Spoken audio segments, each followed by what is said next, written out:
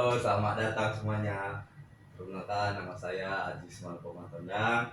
Saya mahasiswa BINUS Online Learning dengan NIM 2802612735. Hari ini kita akan membahas topik yang sangat relevan, yaitu dialog lintas iman untuk mendorong toleransi dan perdamaian, yang berkaitan langsung dengan SDG 16, yaitu perdamaian, keadilan, dan kelembagaan yang tangguh.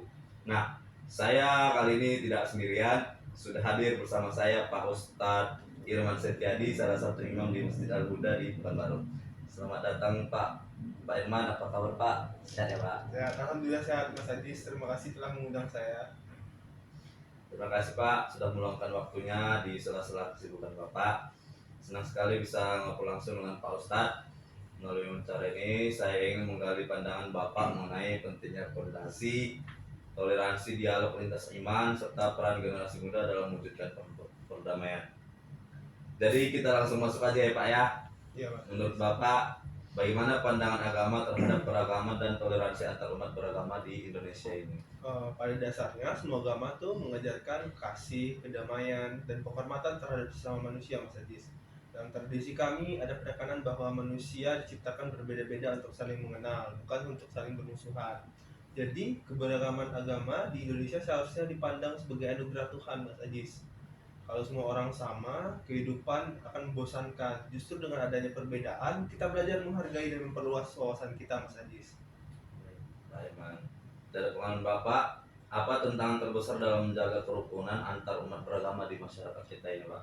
Baik, tantangannya itu ada beberapa ya, Mas Adis. Pertama, kurangnya pemahaman yang mendalam tentang agama. Lain, yang sering menimbulkan prasangka. Orang mudah percaya pada isu atau hoaks tanpa tabayun, sehingga terjadi salah paham. Yang kedua, adanya kelompok tertentu yang memanfaatkan perbedaan agama Mas Ajis untuk kepentingan politik atau kekuasaan. Hal ini sangat berbahaya karena bisa memecah belah masyarakat. Dan yang ketiga, media sosial seringkali mempercepat penyebaran ujaran kebencian. Kalau tidak disaring, ini bisa memicu konflik yang lebih besar Mas Ajis. Siap, siap, Pak.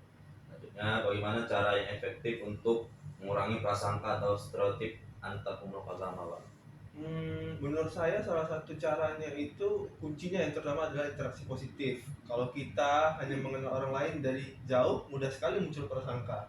Tapi kalau kita sudah sering berinteraksi, bekerja sama dalam kegiatan sosial, atau saling mengunjungi dalam acara kebudayaan, prasangka itu akan luntur. Contohnya ketika ada bencana alam, umat dari berbagai agama sering bergotong royong kan Mas Hadis untuk memberikan bantuan. Dari situ kita bisa menilai bahwa nilai kemanusiaan lebih tinggi daripada sekedar perbedaan keyakinan. Dan pendidikan juga penting agar sejak dini anak-anak diajarkan bahwa setiap orang berhak dihormati meskipun berbeda keyakinan Mas Ajis.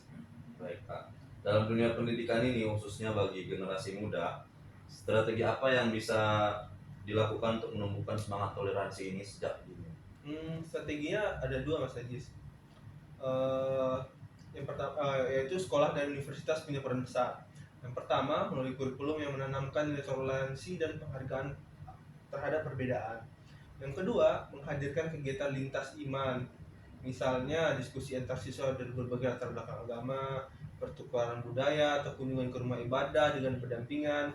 Lalu lewat teladan guru dan dosen, anak-anak juga belajar bukan hanya dari buku, tetapi juga dari sikap orang dewasa di sekitarnya. Kalau mereka melihat guru dan pemimpin menghargai perbedaan, otomatis mereka akan meniru cara kita berpikir tersebut kan Mas Ajis. Apakah Bapak bisa membagikan salah satu contoh praktik yang baik di dialog lintas iman yang pernah dilakukan di komunitas atau lembaga, Pak? Ya, ada beberapa Mas Hadis. Misalnya di komunitas kami pernah mengadakan forum doa bersama lintas agama ketika terjadi musibah bencana. Kami juga rutin melakukan kegiatan sosial seperti donor darah, membersihkan lingkungan, dan berbagi makanan untuk kaum duafa tanpa memandang agama mereka. Menariknya, kegiatan seperti ini justru memperkuat rasa persaudaraan karena setiap orang merasa dihargai sebagai manusia. Bahkan ada beberapa anak muda dari komunitas lintas iman yang membentuk kelompok diskusi bulanan untuk membicarakan isu-isu toleransi Mas Anjis. Baik, Pak. Menurut Bapak, bagaimana peran pemuka agama dalam mendukung perdamaian dan mencegah konflik sosial, Pak? Pemuka agama itu harus menjadi garda terdepan dan harus menjadi teladan. Kami tidak boleh menggunakan mimbar untuk kebencian, melainkan untuk menyebarkan pesan kedamaian.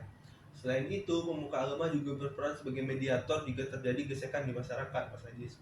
Pemuka agama punya pengaruh yang besar sehingga ucapannya bisa menenangkan atau justru memperkeruh keadaan.